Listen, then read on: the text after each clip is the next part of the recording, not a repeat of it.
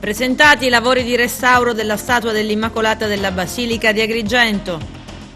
Arriva la scherma per gli studenti dell'Anna Frank. Palma instaura rapporti internazionali di gemellaggio e cooperazione. Al via la stagione teatrale del Pirandello, sabato e domenica scena l'Antigone con lo Monaco. Domani è sabato, convegno di medicina all'Hotel della Valle sul carcinoma mammellare.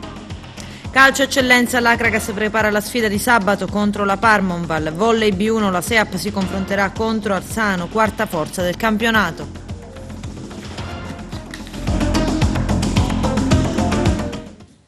Bentrovati gentili telespettatori al nostro appuntamento con l'informazione. Presentati i lavori di restauro conservativo della statua dell'Immacolata della Basilica in piazza San Francesco ad Agrigento. Sara Gallo.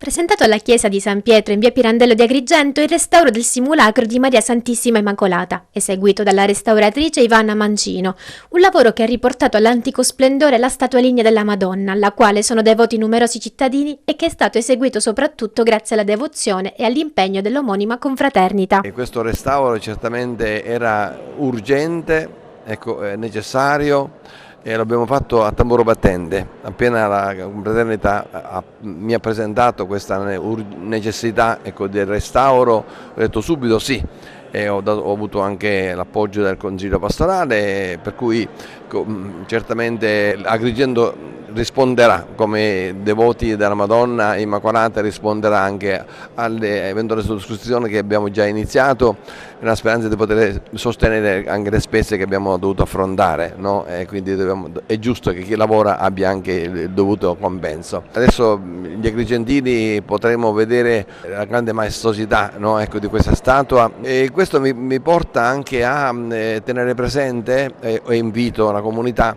Venerdì iniziamo la novena. E la iniziamo volutamente quest'anno con una liturgia penitenziale. Significa restauriamo la statua della Madonna, ma dobbiamo lasciarci rinnovare interiormente attraverso la confessione. Ci saranno 10 sacerdoti disponibili per le confessioni alle ore 18 di venerdì, giorno 29, dopodomani, e quindi avremo la possibilità di lasciarci abbracciare dal Signore, la sua misericordia ci porterà allo splendore del nostro battesimo.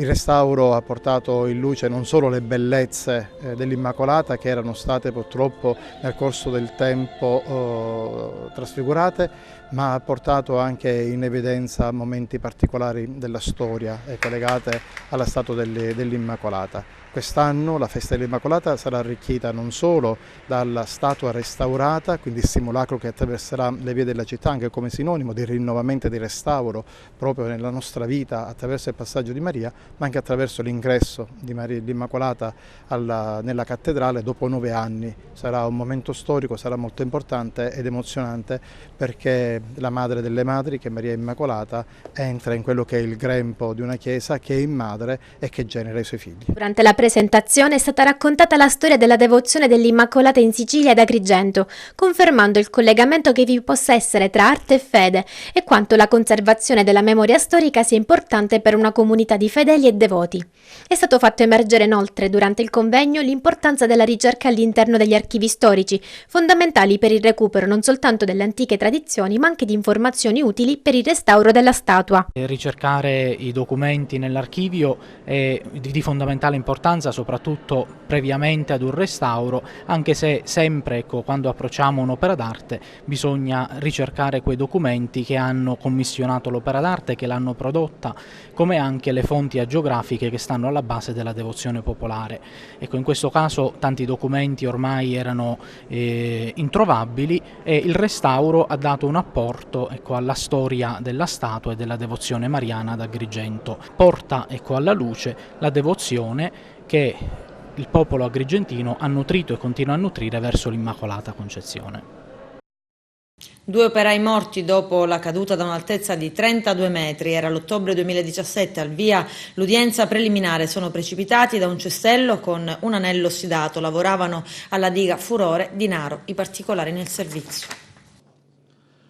Doveva essere una giornata di lavoro come tante, invece si è trasformata in tragedia. I due operai, Gaetano Camilleri, 56 anni, e Francesco Gallo, di 61 anni, dipendenti del Dipartimento Regionale Acque e Rifiuti, avrebbero dovuto calarsi per lavorare in un locale a oltre 30 metri di profondità. Una manovra di routine, come l'abbassamento del cestello, si trasformò in uno dei più gravi drammi sul lavoro degli ultimi anni. In quell'incidente, avvenuto il 9 ottobre del 2017, la Procura ha mandato a processo 6 persone, ritenendo che la caduta dei due operai sarebbe stata provocata da una serie di negligenze organizzative e carenze strutturali. Tutto è accaduto in pochi secondi, attorno alle 8 del mattino. Camilleri e Gallo dovevano eseguire dei lavori di manutenzione straordinaria in alcuni locali che si trovavano a quasi 32 metri di profondità nella diga Furore. Secondo quanto ipotizza il procuratore aggiunto Salvatore Vella, titolare dell'inchiesta, i due operai, per eseguire dei lavori di manutenzione nel pozzo, sarebbero saliti su un cestello di realizzazione artigianale e quindi non omologato, utilizzato impropriamente come attrezzatura di sollevamento. L'udienza preliminare davanti al giudice Stefano Zammuto era fissata per ieri, ma l'impedimento di uno dei difensori, l'avvocato Giuseppe Scozzeri, ha fatto slittare l'avvio del procedimento al 4 febbraio. A rischiare un rinvio a giudizio per le accuse di omicidio colposo plurimo e violazione della normativa in materia di sicurezza sul lavoro sono Francesco Mangione, 55 anni, di Raffadali, operaio istruttore, che avrebbe azionato con una pulsantiera il cestello che, anziché calare i due operai gradualmente fino ai locali dove avrebbero dovuto lavorare, precipitò per la rottura di un anello ossidato. Giuseppe Cacciatore, 63 anni, di Agrigento, ingegnere responsabile per la sicurezza sul lavoro nella diga Furore. Pietro Francesco Antonio Di Benedetto, 68 anni, di Palermo, responsabile del servizio di prevenzione.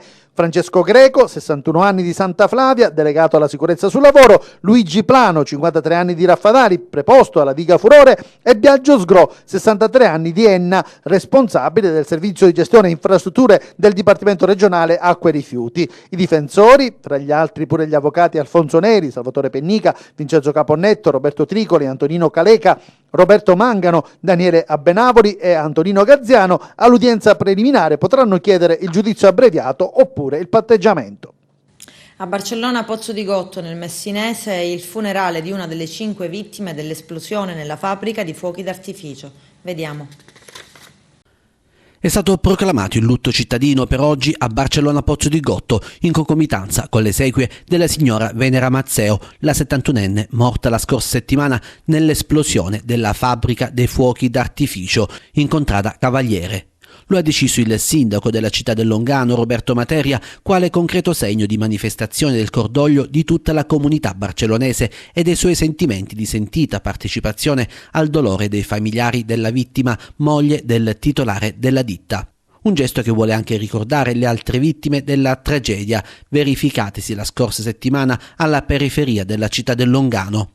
Si tratta di Mohamed Ter Mannai, Vito Mazzeo, Fortunato Porcino e Giovanni Testaverde. Altre 2 persone invece sono rimaste gravemente ferite. Per oggi, giornata dei funerali della signora Venera, e per quelle in cui si terranno le esequie delle altre vittime, il sindaco, con propria ordinanza, ha disposto che negli edifici comunali e negli altri edifici pubblici le bandiere siano esposte a mezz'asta. Tutte le organizzazioni sociali e tutti i cittadini sono stati invitati ad esprimere i sentimenti di partecipazione della comunità barcellonese al dolore delle famiglie. Gli esercizi delle attività commerciali potranno manifestare il cordoglio popolare mediante temporanea chiusura in concomitanza con i cortei funebri di tutte le vittime della tragedia nelle giornate in cui essi si terranno. Sono 3 finora le salme restituite alle famiglie, oltre a quelle della 71enne, anche quelle di Giovanni Testaverde, operaio barcellonese di 34 anni, e di Mohamed Ter Mannai, operaio tunisino di 39 anni. I funerali di Venera Mazzeo saranno celebrati oggi pomeriggio nel Duomo di San Sebastiano. Si prevede un'ampia e commossa partecipazione alla presenza delle autorità cittadine e non solo. Il comune di Barcellona Pozzo di Gotto, così come preannunciato dal sindaco Roberto Materia lo stesso giorno in cui si è verificata la drammatica esplosione che ha spazzato la vita a 5 persone, ha proclamato il lutto cittadino per un'enorme tragedia che ha colpito nel cuore e sconvolto nel profondo Barcellona, suscitando i più autentici sentimenti solidaristici e di partecipazione. La fase degli accertamenti da parte degli investigatori intanto prosegue nel tentativo di chiarire la dinamica di quanto accaduto. Sono stati sequestrati alcuni telefoni cellulari e computer della ditta, i cui operai stavano effettuando lavori nell'area che ospita la fabbrica di fuochi della famiglia Costa. La procura di Barcellona Pozzo Pozzo di Gotto ha conferito l'incarico a un consulente tecnico per estrarre i dati contenuti all'interno dei dispositivi mobili e non. Il consulente dovrà anche estrarre tutte le registrazioni presenti sulla memoria del dispositivo DVR sequestrato, ovvero le immagini registrate dal sistema di videosorveglianza che si trova nell'area della fabbrica dei fuochi d'artificio in cui si sono verificate le esplosioni, ed estrarre i dati presenti sui dispositivi mobili per formare report indicizzati consultabili dall'autorità giudiziaria. Il perito avrà 60 giorni di tempo per chiudere tutti gli accertamenti tecnici. Nuovo sbarco fantasma. Nell'Agrigentino sono riusciti ad arrivare fino a Seccagrande, località balneare di Ribera. 7 immigrati, verosimilmente tunisini, sono stati bloccati per strada dai carabinieri. Non c'è certezza al momento, ma altri extracomunitari potrebbero essersi già allontanati, provando di fatto a far perdere ogni loro traccia. Agrigento, ostaggio dei lavori di scavo, in particolare nel quartiere di Fontanelle si convive ormai tra trattori, escavatori, betoniere e transenne. È Eugenio Cairone. Chi dovrebbe controllare l'esecuzione dei lavori che interessano l'intera città di Agrigento? La domanda, si potrebbe dire, sorge spontanea da parte dei cittadini che proprio non ne possono più di convivere con gli escavatori e le betoniere che dalla mattina alla sera arrecano problemi a non finire, soprattutto alla circolazione stradale.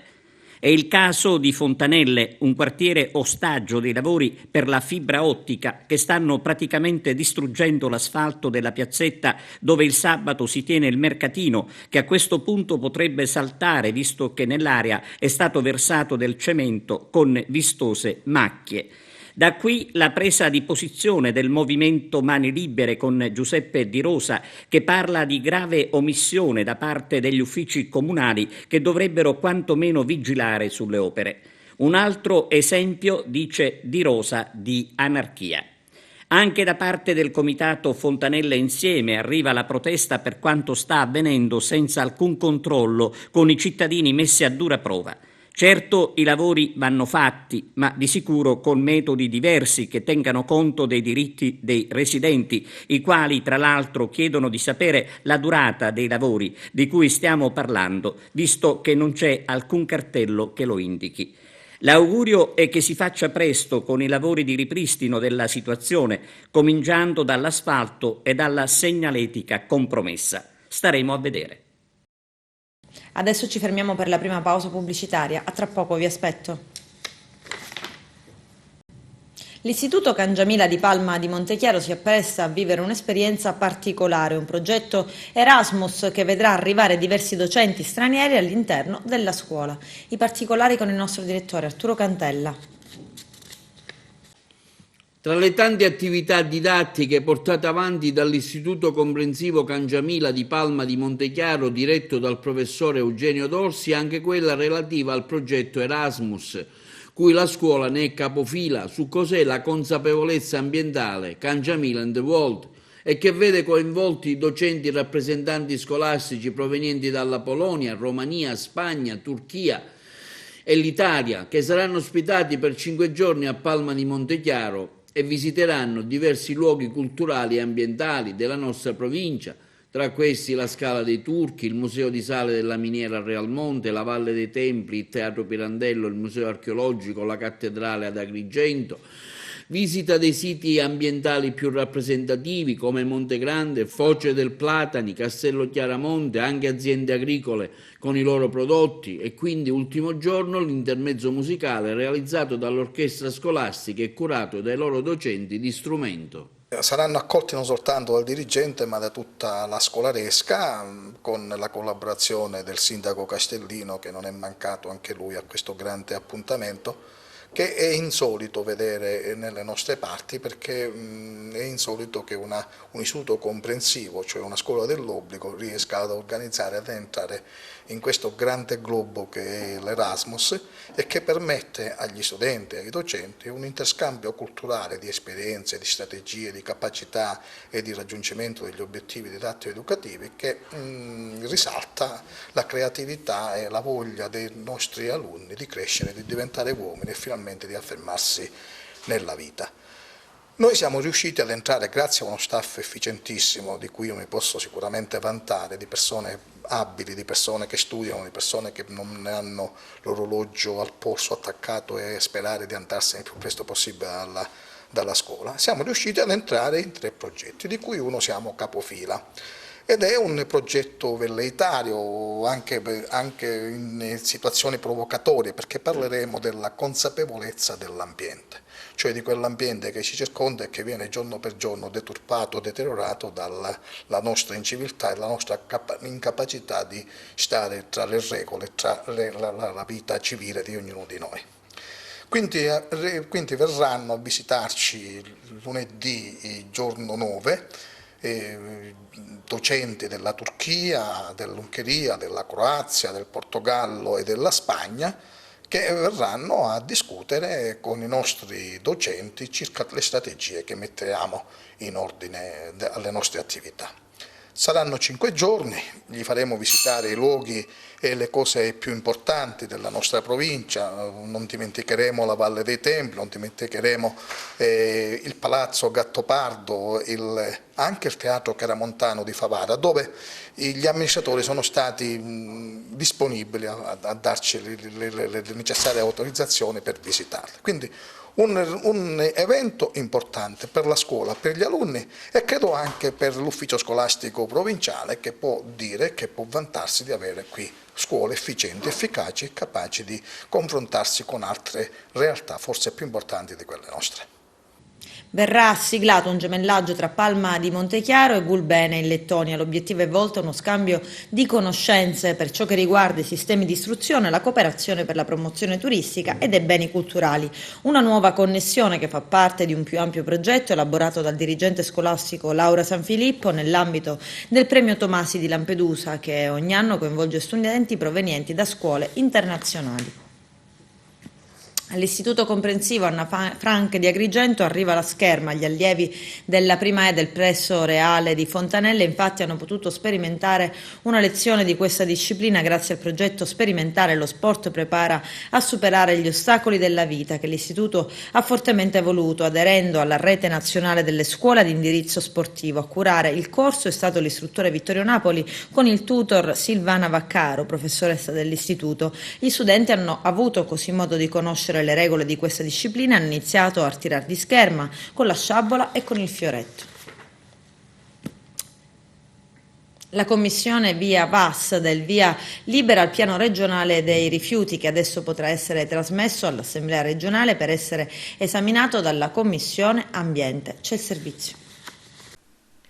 Conforme alla legislazione regionale, nazionale ed europea, la Commissione Via VAS, presieduta dal professor Aurelio Angelini, dà il via libera al piano regionale dei rifiuti, che adesso potrà essere trasmesso all'Assemblea regionale per essere esaminato dalla Commissione Ambiente. Si consuma, sottolinea il presidente della regione siciliana Nello Musumeci, un'altra tappa del percorso che porterà a una riforma indispensabile pensata per chiudere definitivamente con un passato fatto di continue emergenze. Soddisfazione è stata espressa anche dagli assessori del territorio ambiente Totò Cordaro e l'energia e dei servizi di pubblica utilità Alberto Pierobon, che sottolineano come si sia ormai conclusa la fase più complessa della procedura, confermando quanto era già stato illustrato a Bruxelles e chiarito al Ministero. Il piano rifiuti è cosa diversa dalla riforma, che resta invece impantanata all'ARS.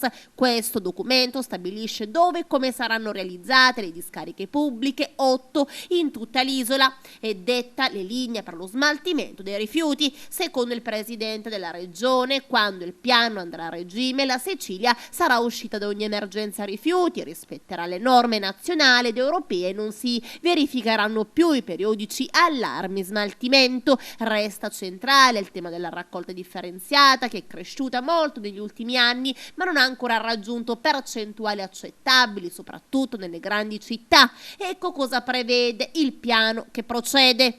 Se in passato tutti i rifiuti erano diretti in discarica con aggravio dei costi o maggiore impatto sull'ambiente, oggi si punta sulla differenziata, che è giunta al 32% ed è aumentata di 10 punti in un anno. Con l'aumento della differenziata servono impianti di recupero e trattamento soprattutto dell'organico, che rappresenta circa il 40% dei rifiuti. L'iter per realizzare questi impianti prevede dei passaggi a tutela dei territori e sconta i ritardi del passato, ma oggi l'attenzione e la priorità è data al recupero di materia, non di energia, perché questi impianti sono fondamentali per il buon andamento della differenziata. L'assessorato sta comunque lavorando senza sosta per implementare il sistema, dando priorità agli impianti pubblici. L'assessore Perobon spiega che è stata risottoposta alla giunta di governo la proposta di programmazione dei fondi per lo sviluppo e la coesione 2014-2020 del patto per il sud per il finanziamento degli impianti di compostaggio di Calatafimi Segesta e Ravanusa, ed è in corso l'iter per altri 2 impianti di compostaggio pubblici nei comuni di Vittoria e Casteltermini per 60.000 tonnellate l'anno. Pubblicità sulle strade e sui veicoli senza autorizzazione. La Polizia Provinciale di Agrigento riscontra diverse infrazioni e ha elevato 4.500 multe. Vediamo. Si è conclusa in questi giorni, dopo circa 3 anni, l'attività di controllo della Polizia Provinciale per accertare l'installazione di impianti pubblicitari abusivi sulle strade di competenza del libero consorzio comunale. La Polizia Provinciale fino ad oggi ha controllato circa 1.900 km di strade a partire dal 2016, seguendo le direttive dei commissari straordinari del libero consorzio che si sono succeduti nel triennio, finalizzate anche al potenziamento delle entrate dell'ente. Nel corso di questo triennio sono stati elevati complessivamente 4.500 verbali di contestazione per violazione al codice della strada con sanzioni per 188.000 euro. La Polizia Provinciale ha accertato e elevato contestazioni per violazione all'articolo 23 del codice della strada per pubblicità sulle strade e sui veicoli nei casi in cui siano stati installati impianti pubblicitari senza l'autorizzazione dell'ente proprietario della strada, e all'articolo 38 per segnaletica stradale nei casi in cui siano stati apposti su segnali stradali dell'ente o sul suo sostegno altri segnali pubblicitari di ditte private. Per questo tipo di violazioni le sanzioni risultano essere abbastanza elevate, poiché il legislatore ha ritenuto necessario regolamentare tali forme pubblicitarie in quanto possono ingenerare confusione con la segnaletica stradale esistente, ovvero possono renderne difficile la comprensione o ridurne la visibilità o l'efficacia, ovvero arrecare disturbo visivo agli utenti della strada o distrarne l'attenzione, con conseguente pericolo per la sicurezza della circolazione stradale. Per effettuare l'attività di verifica sono stati effettuati controlli incrociati con gli uffici concessione del settore attività produttive, con l'ufficio classificazione e vigilanza del settore turismo del libero consorzio, nonché con la Camera di Commercio, Industria e Artigianato per le necessarie visure camerali. Le verbalizzazioni sono state tutte notificate ai trasgressori attraverso gli atti giudiziari e nei casi possibili attraverso PEC. I verbali elevati per gli impianti pubblicitari abusivi sono stati 457 e le sanzioni elevate sono state 188.392 euro, somme che sono destinate principalmente per l'acquisto del bitume, guardrail, segnali stradali, nonché attività di manutenzione ordinaria della rete stradale provinciale. I ricorsi al giudice di pace e alla prefettura ai verbali di contestazione presentati dai trasgressori sono stati complessivamente 73, debitamente controdedotti dagli uffici provinciali. Ad Agrigento, all'Hotel della Valle, domani 29 novembre dalle 15 in poi e sabato mattina 30 novembre dalle ore 8:30 si svolgerà un convegno medico intitolato Focus sul carcinoma della mammella. La gestione multidisciplinare fa la differenza. Si dibatterà sui punti forza e di debolezza dello screening, dei vantaggi del lavoro di squadra nella gestione del cancro della mammella, dello stato dell'arte della ricerca clinica, della formazione degli specialisti senologi, il ruolo delle associazioni femminili, di volontariato e dei mass media.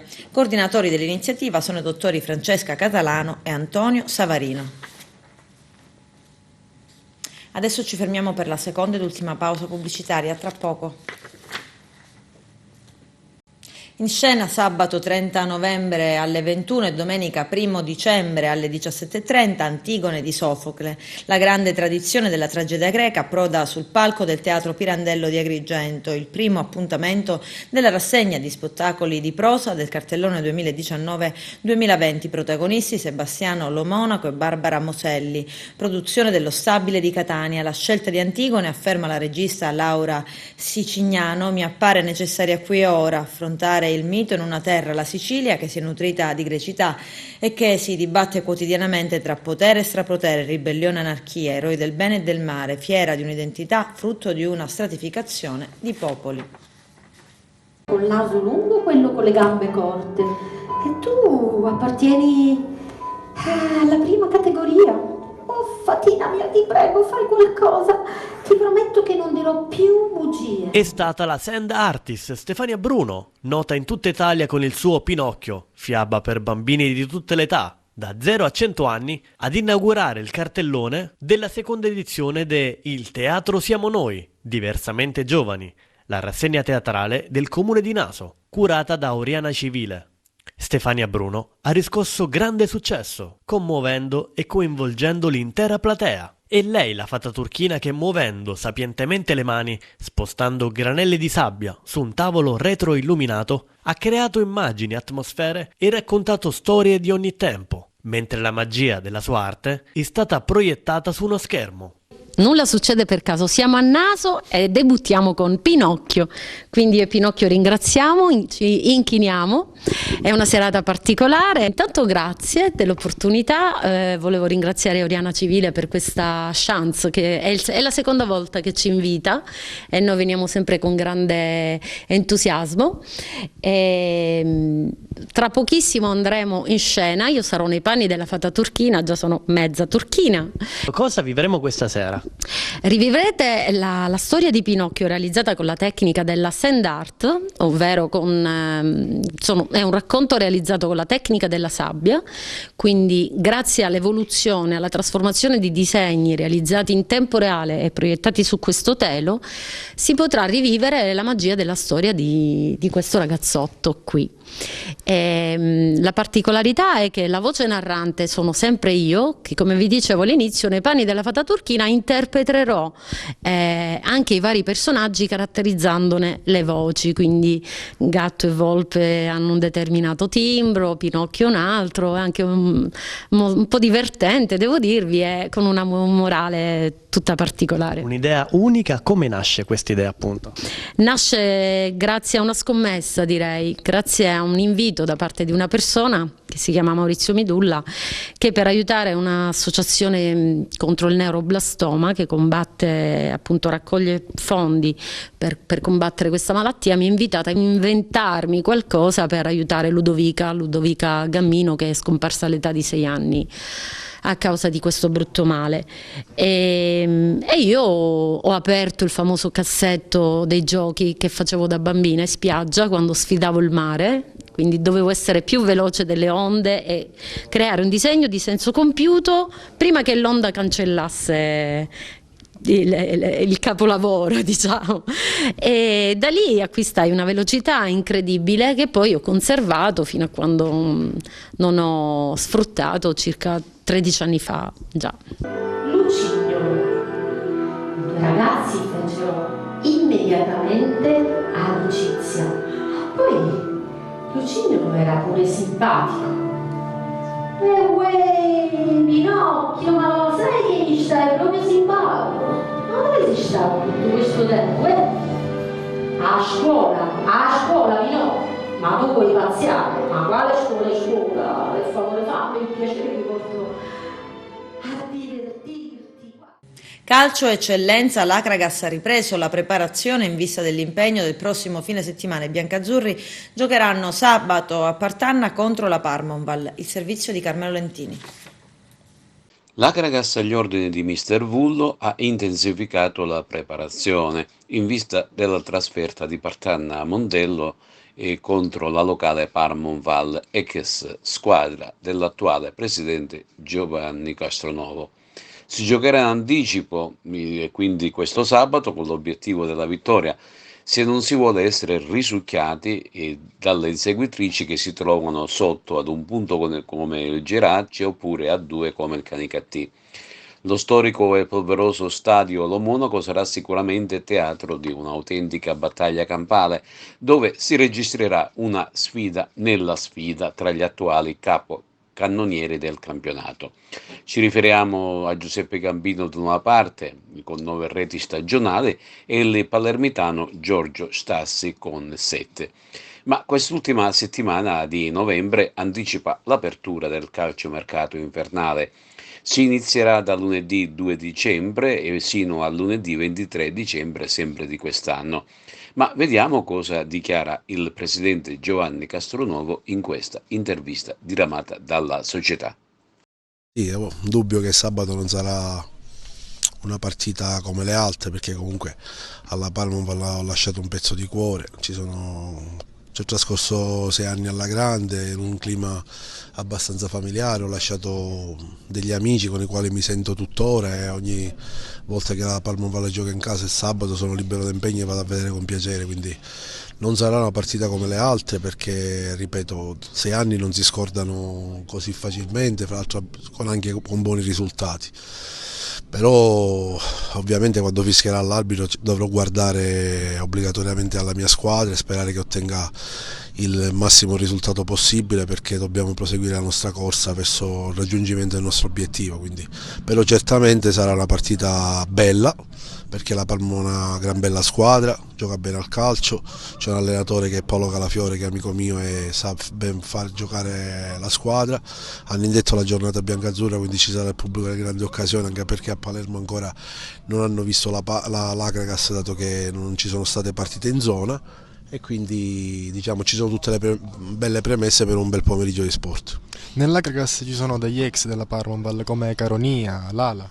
Sì, sono dei giocatori che conosco da anni, soprattutto Caronia si può dire che è stato inserito dal primo anno che era under, abbiamo lavorato insieme diversi anni, quindi poi li ho voluti ad Agrigento e quindi adesso fanno parte anche per loro non sarà una partita semplice, soprattutto per Caronia, ancora il padre è dirigente della Parmol, quindi capite bene che ci sarà un pizzico di emozione in più, però ritengo che quando inizierà la partita ovviamente non ci sarà, come dire, la credine o quella eccessiva diciamo foga sportiva che può magari contraddistinguere altre partite, però ognuno cercherà di tirare acqua al proprio mulino, salvo poi a fine partita abbracciarci comunque vada. Volley femminile, archiviato il turno di riposo, ritorna in campo la SEAP Dallicardillo Aragona nella 7ª giornata di andata del campionato di Serie B1. Sabato prossimo 30 novembre sarà di scena ad Arzano in provincia di Napoli contro la locale formazione quarta forza del campionato. C'è il servizio. Archiviato il turno di riposo, ritorna in campo la SEAP Dallicardillo Aragona nella 7ª giornata di andata del campionato di Serie B1 Girone D. Sabato 30 novembre alle 15:30 la compagine biancazzurra sarà di scena ad Arzano in provincia di Napoli contro la locale formazione della Luvo Barattoli, quarta forza del campionato con 10 punti in 6 giornate e in piena corsa per un posto nei play-off. La gara si disputerà al palazzetto Domenico Rea di Arzano e sarà diretta dal primo arbitro Giorgia Adamo e dal secondo arbitro Dario Grossi, entrambi di Roma, sezione FIPAV del Lazio. La squadra di coach Luca Secchi, ancora imbattuta e vice capolista del Girone D con 15 punti e con una gara in meno rispetto alla capolista Cerignola che ne ha 18 punti, deve ancora riposare. Ha ripreso a pieno regime la preparazione atletica in vista della trasferta in terra campana. La SEAP Dallicardillo Aragona svolge anche 2 sedute di allenamento al giorno, pesi al mattino e tecnica tattica nel pomeriggio al Palasport Nicosia di Agrigento. Nessun problema di formazione per coach Luca Secchi, che ha tutte le giocatrici a disposizione per l'insidiosa partita contro l'Arzano. La squadra partirà alla volta della Campania venerdì mattina a bordo del pullman dell'azienda. Vettore ufficiale personalizzato SEAP Dallicardillo Pallavolo Aragona. La Luvo Barattoli Arzano è reduce da 2 vittorie di fila e sabato scorso ha espugnato con un secco 3-0 il campo del Palmi. Il sestetto arzanese è allenato da Nando Giacobelli ed è composto da Isabella Perata in palleggio, Nicole Putignano opposto, Giovanna Aquino e Nunzia Campolo schiacciatrici, Francesca Passante e Alessia Postiglione centrali. Il libero titolare è Santa Guida. L'Arzano ha ottenuto 4 vittorie e 2 sconfitte, in casa è imbattuta, 3 partite e 3 successi contro il Santa Teresa di Riva, Frosinone e Castellana Grotte Bari. Con questo è tutto, termina qui l'edizione del telegiornale. Grazie per la gentile attenzione e per essere stati con noi. A presto.